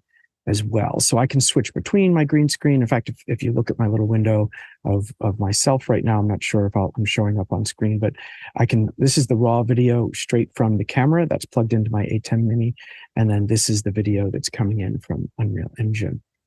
So that Unreal Engine's kind of busy with all of that, and the PC's kind of busy with all of that. So the ATEM Mini is USB connected to a laptop, and the laptop is what is usually actually getting the Zoom connection and doing all the sharing. And so this is an older laptop. Today I'm using the MacBook Air M2, and that is what's connected to this Zoom Mini right now. One other little nuance to this setup is that Unreal Engine does take a few milliseconds to bring in the video frame, composite it into the 3D world, and it can be moving cameras and all these sort of things, and then rendering that frame and feeding it out to the ATEM Mini. And so to kind of dial in those milliseconds of delay with my audio, I have Old Beringer Shark. This was donated by a fellow Office Hours panelist. Jason sent this out to me. And so my audio microphone is getting extra delay added to it so that hopefully I've got it timed about right where my mouth is moving similar to the voice coming out. So this is, again, hardware-wise compared to that last video, quite less complicated. But again, I've got this software going on that's more complicated. Now, this is a home setup. I also have a setup at the campus. I teach digital media, so this is what I'm doing. So this is a full virtual studio setup. So this is like the other end of the spectrum. This is really set up to be very much like you would see in a sports broadcast, news broadcast, etc., where what we have is a large green screen stage, and all of this is virtual. So this is a live stream we just did for a class a few days ago, and let me just try and see if I can find the two different studios. So the studio I was in for that shot that I was just showing is this larger green screen studio. I'm trying to find it here. We had lots of camera people. All right, so Momo's talking about it, and hopefully we get in just 2 seconds. There we go. So there's a large green screen site. It's 2 walls, so there's another wall off to the side here. In this case, we're running 2 cameras, and the cameras are also tracked. So there's little reflector markers here on the cameras. So if the camera moves, our motion capture system sees the positions of these markers and alters the background with Unreal Engine to match it. So if we were panning this camera or moving this camera, the background would match identically. So this is the other direction in that studio, and that's one of the motion capture cameras. We also have a smaller studio, and we used it for this broadcast. So we were actually broadcasting from 2 different little locations. They were right across the hall from each other, but this room is actually much more similar to the setup I have at home. Here we go. Here's a look at it. So in this case, normally, I have a desk set up here with a green screen behind it. There's a fixed camera. This is a Blackmagic Pocket Cinema 4K. And so, sitting at a desk here, I have essentially the same setup as I do at home. And in this case, we were using it for standing speaking. And then the 2 studios are connected both over, a direct Ethernet line from one studio to the next, as well as we have SDI running between them. So there's a laptop here that's able to control the constellation in that bigger studio. And we're getting all of the multi-view and stuff like that for reference. And so those are the different studio setups that I've got going on. And I think that covers it. Cool. I can step up. Yeah. I'm going to stop sharing so that someone else can have the That's field. all right. No, thank you, Nick. That's that's the top end. If people have lots of money, they can get into that sort of thing too. I'm going to take a few questions here, but first I'll give the panel a chance to ask Nick a question or two. So, Harshit, do you want to try? Well, I was actually trying to also show my setup, but Nick, as far as questions are concerned, what is the main failure point, if any, because you mentioned that you're more on the software side, right? So what do you feel is your main failure point, if anything, if something goes wrong? So it's possible, of course, for a PC to crash. I'm saying this now, and I'm just probably inviting disaster. So far, we have not really experienced. Like right now, my failure point is that the USB hub that I have connected, that I was trying to switch between a webcam that's looking over my shoulder so that you could see my setup, and for real right now, the what's coming in from the 810 minute, that's not working today.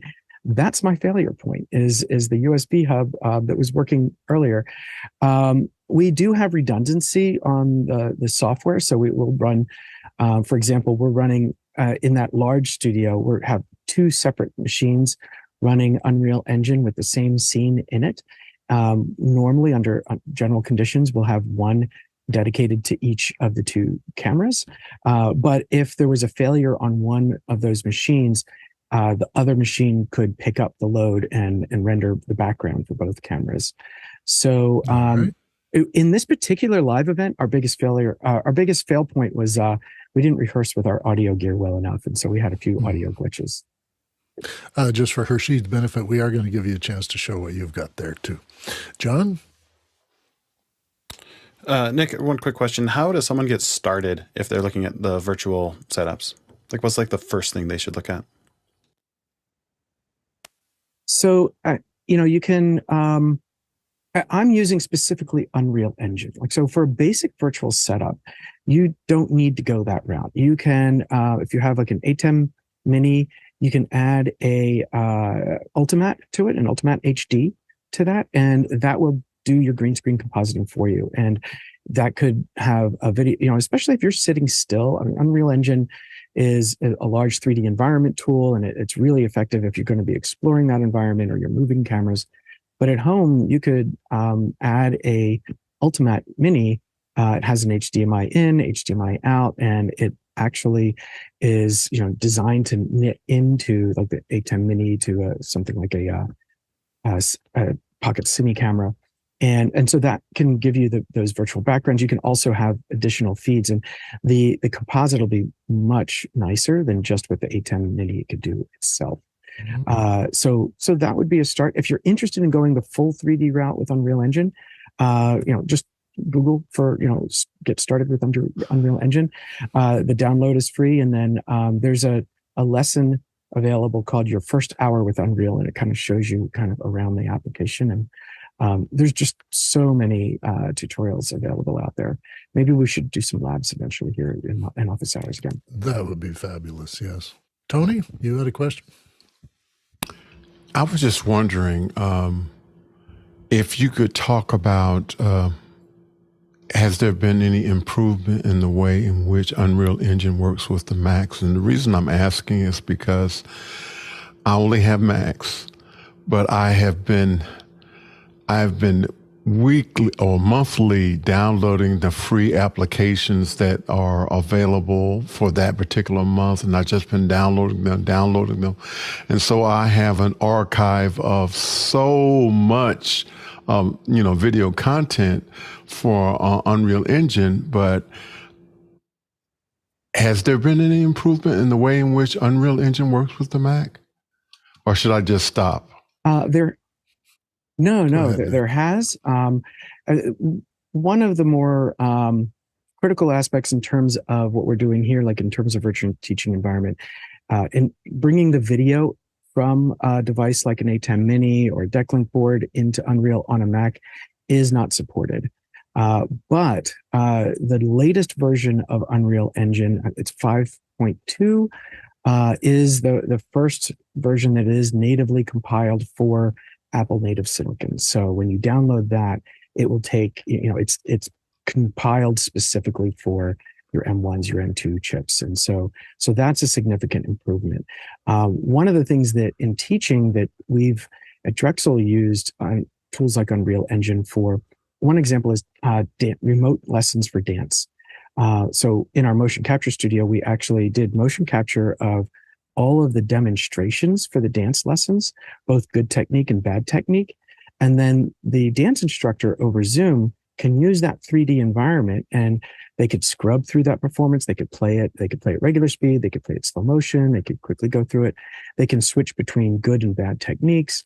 And so the teacher at home doesn't need to set up multiple cameras or have a large space in order to demonstrate. All the demonstrations are on the computer, and that's something that you could do with Unreal on Unreal on a Mac. So it does work well, and you can create animations, you can create renders. You can also bring in recorded video in green screen and composite that on a Mac. Okay. Aaron, you're next. Okay, so let me pull up my picture. There we go. Okay, so nice. This was my setup, 2020 to 2021. So I think I've probably told this story before. I have an overhead mic, a shotgun mic, because my husband very generously gave me what I deemed the Britney mic, the awesome mic that I know Alex has and a bunch of us have on office hours.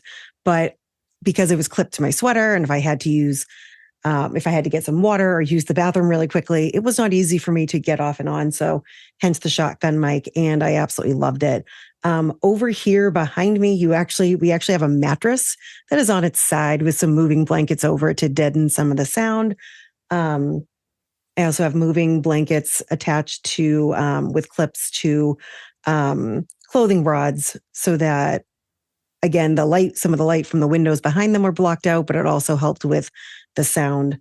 In front of me, I had a plethora of computers. This computer here was a MacBook Pro that ran my main meeting, which was on this TV. I had to put a black box over it because my students' faces are on there. So for confidentiality purposes. But we had a TV screen that we hooked up there. So I was able to see the meeting in front of me. So this MacBook was only used for that purpose. I didn't type on it. I didn't do anything else on it besides run the meeting. Then I had my Mix Pre and I had my A10 Mini, and each of the buttons would represent a different Mac item I had. Button 1 was for my personal laptop, the one with the R on the screen. The second one was, I believe, for my iPad. That's where I would do my telestrations, so on and so forth. I also had my school's Chromebook over here, which also ran the meeting. So in case that was my fail-safe, in case my MacBook Pro disconnected or something of that nature, I was still online, but I was muted over here with my school device. But yeah, anything I wanted to show my students, I was able to show on my MacBook or my iPad. And it could be videos, it could be assignments, or going into Google Classroom to show them what we were doing. And then I would have my iPad sometimes show a miniature version of my screen as speaker notes, and just so I wouldn't forget anything. And then behind the MacBook Pro over here were my sound, so I could check to see what all my devices were showing before I showed it. I also had my Pocket K camera and my fantastic ring light, which I am super obsessed with. And the camera was just over the main screen I was looking at, so it kind of was like a teleprompter before we got the one that I have currently, or my husband has currently. My setup is at my school. But yeah, really so that's my setup. We're going to stop and take a few questions. They've come up on us. So why don't we have the next question, John? Our first question is from Jason Robert Shaw in Sarasota, Florida. What are the benefits and dangers of using personal IT devices on school networks? Let's go back to Aaron for the first. So there are so many pros and cons to this. I would say my personal benefit is that I get to use a device that I know is top-notch quality. It is backed up and updated very frequently. And I just like working on my Mac better than my school issued Chromebook. I think you have to be very careful with that, though. For instance, when I use my MacBook and my iPad at school, it stays on my desk. It is for me to create slides, to create lessons, to update Google Classroom. And my school computer is hooked up to my Promethean board. And that is the only thing that is shown to students. Because when I bring my MacBook home for the night, I'm watching TV as I'm cooking on my devices. So I don't want that to be, I say, cross-contaminated at school. Excellent idea. Yeah. So that is kind of a danger, because I have heard horror stories of what has shown up on projectors and Promethean boards at schools across the country. Horror movie. Yeah. I would say the only downfall is, though, a little anecdote. I had to go to another school. I had to go to my local high school to do some professional development, or I was on a committee and trying to learn some new things to help the teachers. And I brought my Mac stuff because my Chromebook was at school for my co-teacher to use with the students, because it had all of our routine slides and what we were doing. So when I went to the high school and I tried to log into the server so I could, do the work on the Wi-Fi, I wasn't allowed in, because only school devices were allowed on their Wi-Fi platform. So I had to find a loaner and go through the whole process of logging in, which my main source for logging into my school for my not two-factor for Google to check that it's me, it goes to my Promethean board at school. So, 4 miles away, my co-teacher was like, "What's happening? The screen is saying you're trying to log in, but you're not here." So I had to go through another channel to make sure that I was connected. But yeah, there's definite benefits, but I think trying to keep it as away from student eyes as possible will be the best benefit I can recommend. Sure. John Snyder. There are a lot of security concerns allowing any devices onto a network. And so most corporations and schools are moving to zero trust architecture, it's called, which is basically they don't trust any devices, which add a whole lot of frustrations and complications to doing things like, for example, my phone, I'm not allowed to copy or paste anything from my work tools.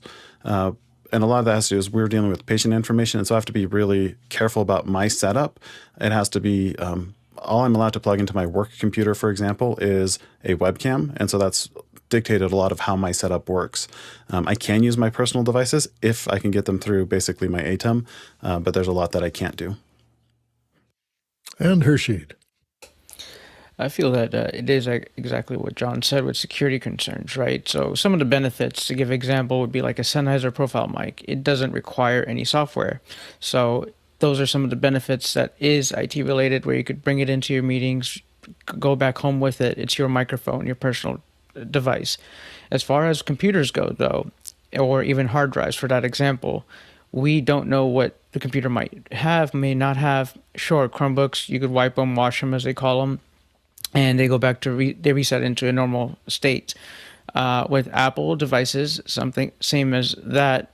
Well, you do have your Apple ID and such as a security layer, but we don't understand what is on that hard drive. So to allow anything on a network can cause so much risk. I mean, in Florida, we had the issue where they sourced a water plant, right? And it could have gone really, really bad. But it's just the little mistakes, the common sense mistakes that people usually fail.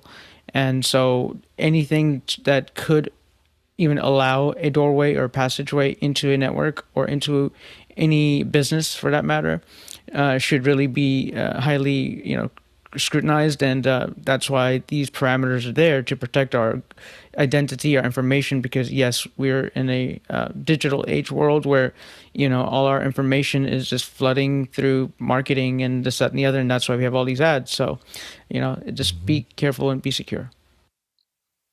Thanks, Rashid. We'll take another question, John. Our next question is from Jack Ruppel in Breckenridge, Colorado. With limited budgets, could you see Fire tablets as an educational content consuming device? Eventually USDZ viewing, maybe even simple content creation. Hershey, do you want to take that one? Sure. personal thoughts, fragmentation, but that's just personal thoughts. Because Google is also coming out with their tablet again, and all these other devices that might be a decent price could be a good thing. But all we've really seen is the Fire tablet as their tool to make you buy books and buy Audible stuff. Sure, we could maybe implement anything further, but the fragmentation of the whole Android ecosystem there is caused by the whole store like that. So if we all thought together and made the store more ample and more supplemental with more applications, because it's not like you can't find Kindle and Audible on the Play Store, I think it would make things a little bit vaster, and especially how Amazon has already taken away voices like the Ivona voices to make their products have speech to sound more humanistic.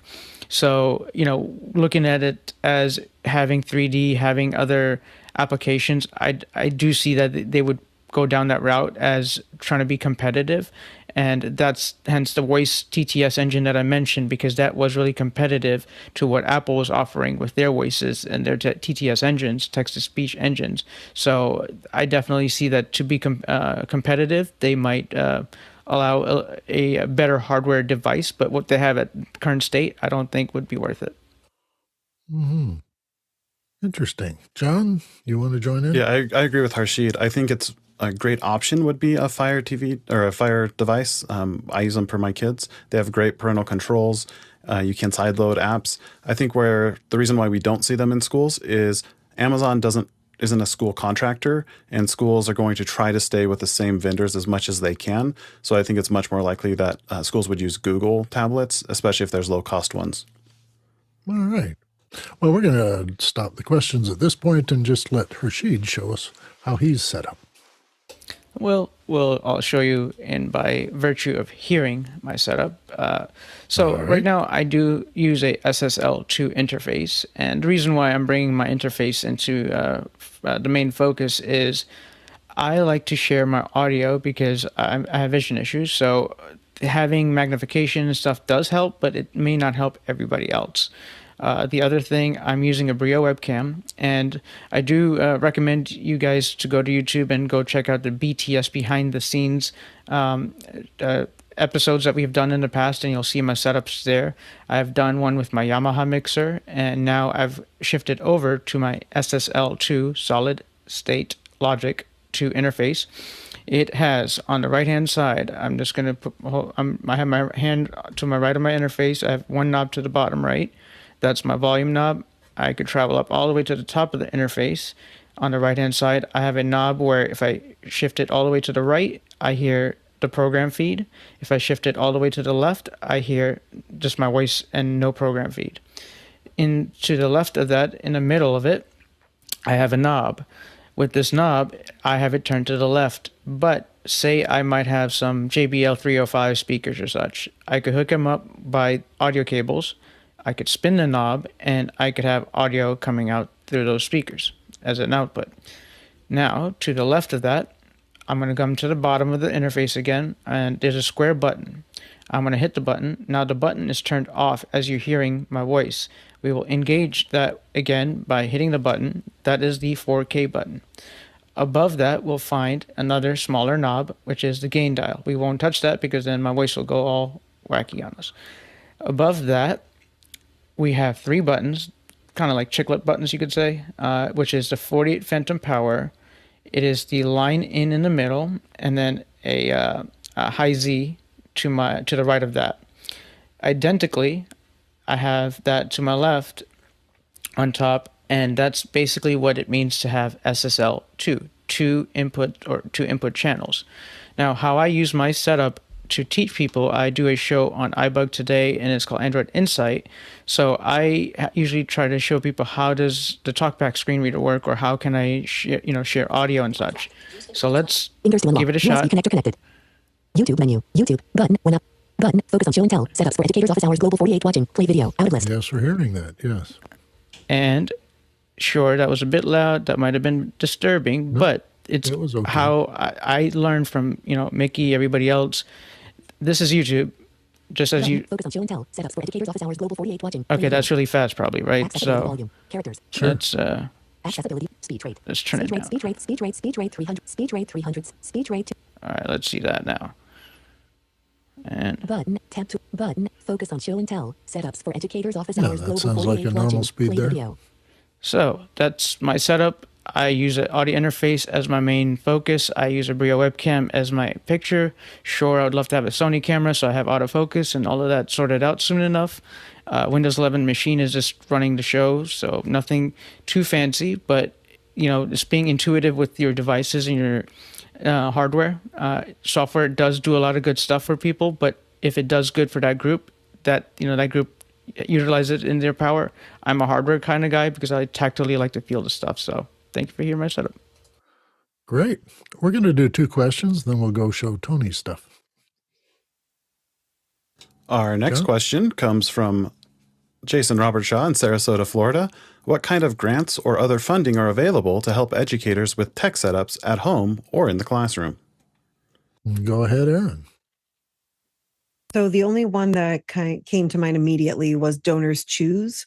So Donors Choose is a website where teachers can request certain items. It doesn't just have to be technology. It can be rugs. It can be certain supplies that they're looking for.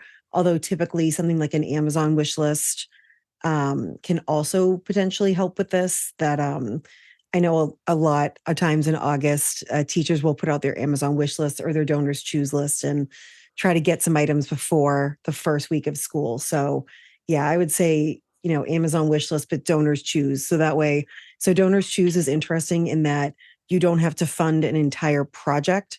So if I wanted to look for something that was $250, different companies or individuals could donate $20, $25, or however much they could.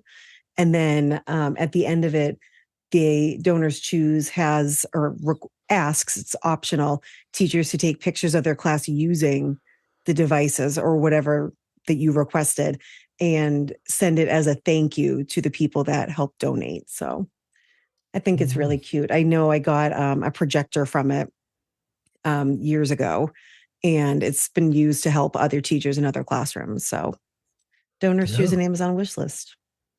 Thanks. Chris Clark couldn't make it today, but he has a question. Let's go to that question. Chris Clark from Tempe asks, a fundamental challenge for teachers teaching from home is carving out appropriate space in their homes for a studio setup. Discuss issues and compromises that arise. Well, let's start with Aaron again. So when the world shut down and I was looking to build a studio in the house, we are fortunate enough to have a guest room where clearly people weren't coming over to stay over during this time. So we were able to turn that into a studio. But when that school year was over, we did transition it back to our guest room just in case. But you have to have some space. You have to have a place where you're able to block out light, maybe block out some sound. It doesn't have to be perfect, but students are very distractible. So if they see someone walking in the background, the question is, who's that? What's that? John Preto, I feel like my students would love your background. To see your birds and to see fun screens lighting up. Like they would be so zoomed in on that, it would not even be funny. But because of that, I think using a very solid backdrop helped my students be focused. Although it wasn't as fun, but yeah, you need to have space. You need to have a place that, family members aren't walking around. So it's a lot of family members making sacrifices too of, oh, if you're going to be in the kitchen and we've set up the space, I can't use the kitchen for the day. So it's things like that. So teachers definitely had to do some fancy footwork to make some home and studio setups. Mm-hmm. Nick, what are your thoughts? Yeah, and I think one of the things to really think about when you're just trying to find a spot that already exists is how are you going to be able to control the sound and the light? We saw before with Erin's setup how she had this mattress in the room with moving blankets, and I have moving blankets hanging all around me as well. And I think that for many of us in office hours, it's an idea we got from Alex Lindsay. The echo that's in a typical room, when we're in the room, we just don't think about it. But when it's coming through on Zoom, it's one of those traits that can contribute to the Zoom fatigue, because the folks on the other side are trying to hear your main voice through all of this other sound. So some of the things to think about are portable and stowable things. So you can get backdrops or green screens that are in either something that folds up. So the green screen that I was showing in that YouTube video twists, it pops up, and then if you twist it and you turn it into a little taco, and it goes into a little bag and actually slips in behind a bookcase, and so it goes away. So something to think about is how can you set up and put away quickly, so that you could use a room that's used for other things, but you just need it for teaching time. You bring out a backdrop so that, as Aaron was saying, that you block out all the visual background issues, and hopefully you can have, a room that at least has carpet or something like that to eliminate the echo. And so that's my main suggestion. I've been using basements. The room I showed in the video was actually a study room in that house, but before I set that up for that, that was a playroom, and I was working out of the basement. And today I work out of the basement. I have about a 9-foot by 9-foot piece of floor space, and there's no windows here, so it's super easy to control the light. And most of the basement's available. I made something of a Bedouin tent, so mine doesn't pop up and go down, but it's one large room that's also used for other things. And so I have a couple photo background stands that are, draped with, packing blankets and photo backdrops to be able to isolate the space. So there you go. Mm-hmm. Hopefully that helps. Yeah, it's always a compromise. I've been encouraged by houses I've seen for sale in my neighborhood, which offer a Zoom room. Outfitted with outlets and enough power and no window that's going to face south to the sun all day. So some of this is actually encouraging to hear about. We're going to stop the questions at this point and let Tony show us his setup. Go ahead, Tony. Well, hello, everyone. And I'll try to make this quick. I think I'm going to start at the top and then come down to the bottom. So I'm going to switch to my little webcam. Okay, and we're going to start at the top. So at the top, I have 3 GVM lights that are controlled by my Mac Mini daily driver workhorse. Here I have M1 iPad. This is the main monitor that has the my main M1 connected to it. This is my teleprompter. Behind the teleprompter, I have a 10S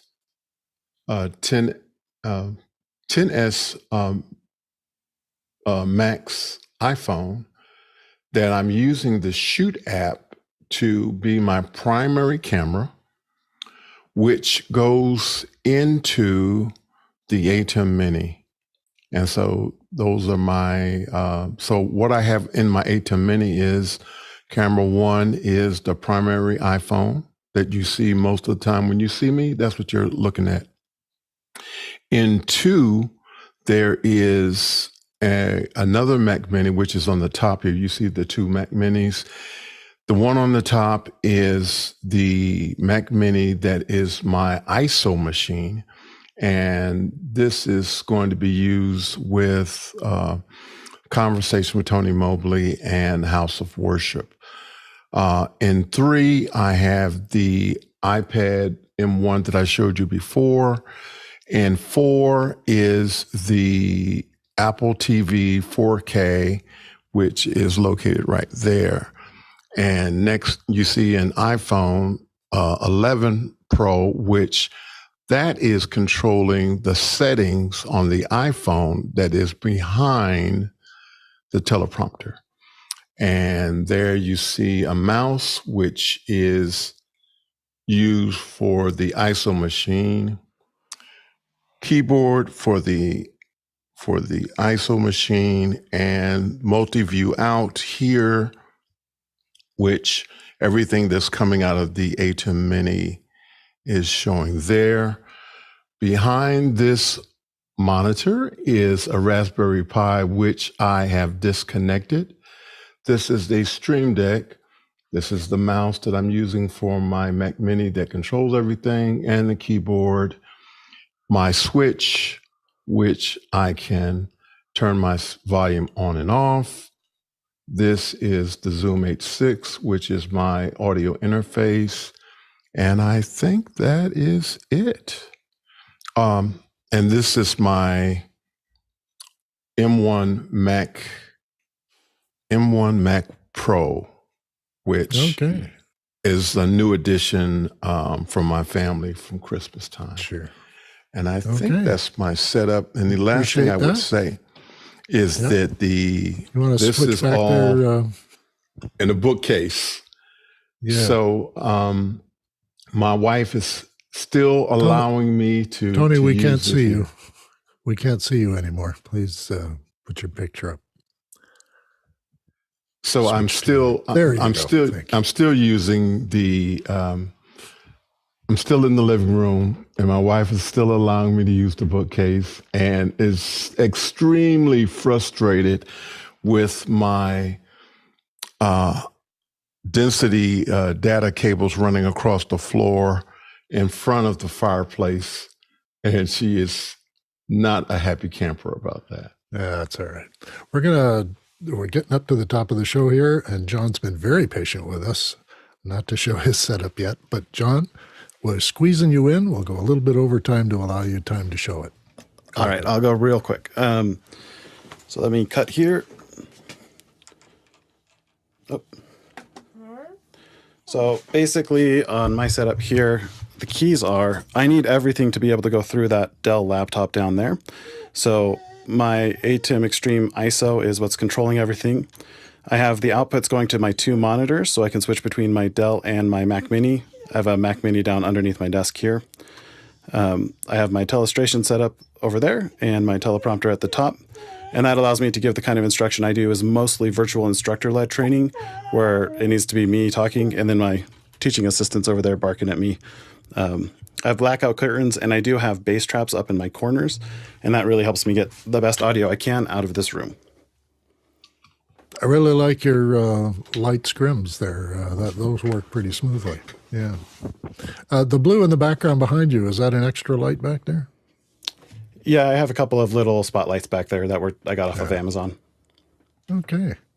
We have one last question we can go to.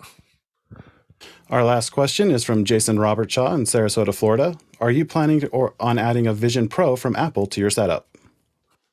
We'll start with you, John, and go to Nick. No, I'm not, because one is super expensive. For me to have it for my family would be prohibitively expensive. And I don't think schools are going to be able to afford something like this right now. I think in the future, VR instruction will be a lot more popular. But it's not just the cost of the device, it's the cost of developing learning materials for the device as well, which is even more expensive. So I don't foresee schools really investing in VR for at least 3 to 5 years at the very, very, very soonest for the most aggressive schools. Sure. And Nick?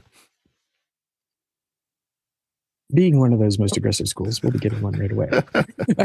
So, I teach at a research university. So, and I teach this subject, immersive media, virtual production.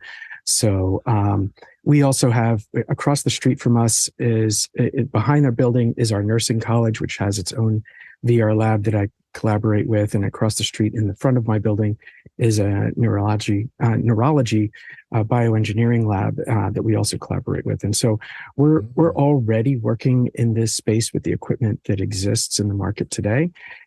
So we'll definitely be getting this. And so, I totally agree with what John says that, this is not start using it in K through 12 in traditional sense type of device, but it's a first out. You probably would say the same thing of the first iPad. And today, those style devices are routinely used in education. So I think John's probably about right in that 5-year range. But yeah, we'll be getting one. So inquiring minds want to know, are you going to get a pre-release version? Would you be able to, or can you not talk about that? I'm no Apple insider whatsoever. So I have a Mac. I have a Mac M2 Air. That's my latest Apple acquisition. Yep. I'm primarily a PC user. Unreal Engine, they don't get along very well. At the same time, I'm looking around myself, and the devices that I choose for my personal life are MacBook Air, an iPhone, an Apple Watch, and AirPods. So, the products resonate well for me on a personal level. But again, I was on Tuesday's show, and the Vision Pro as a mixed reality device is an entirely new paradigm in this space in terms of readily available commercial product. And so there's a lot of things about it that I'm genuinely happy to see that Apple did exactly the kinds of things I've been hoping for in this space for some time. There are things that you can do with this that you cannot do with other common commercial devices. So it's definitely, if you're in that space, if you're looking at, advanced uses, if you have an application for it, I think that it's worth getting. And John Snyder, bring us home here today. Yeah, and it will be used more quickly than that. I mean, there are already VR instructional materials out there, like surgery simulation labs, all do VR of different sorts. And the Apple headset is way cheap compared to a lot of tools out there. So it just depends on the industry, the use case, and whether it's, who you're saving or what you need your funds for as to whether or not you'll use these tools. It's time to give a big thank you to everyone who contributed their ideas today, and we could only take a few of them at this point, but we hope you enjoyed seeing everyone's setup here. This is the closing show for the season of Education Hour. We're taking the summer off and back in the September area. Be sure to check out, though, the accessibility series that is planned for the gap between us. So there's still going to be a show on Saturday, and it's going to be focusing on accessibility, technologies, and special services provided for accessibility advantage. So check that out. And anytime, day and night, you can check out After Hours and get advice on almost anything. And that's the global part of our community.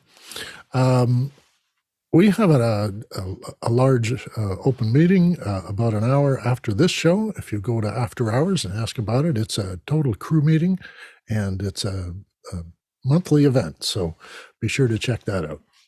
Thanks for being here.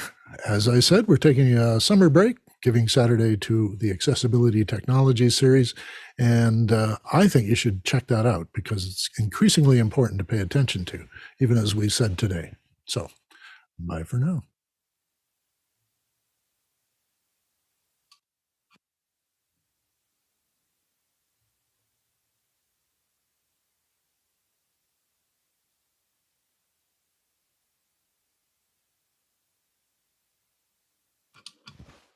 That was a bit of fun, wasn't that? Interesting stuff.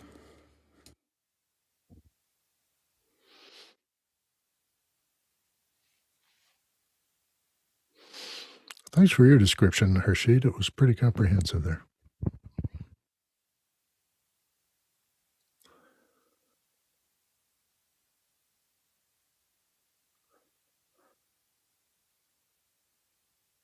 Well, Nick is already gone, of course. Can't thank him again, but I will on Discord.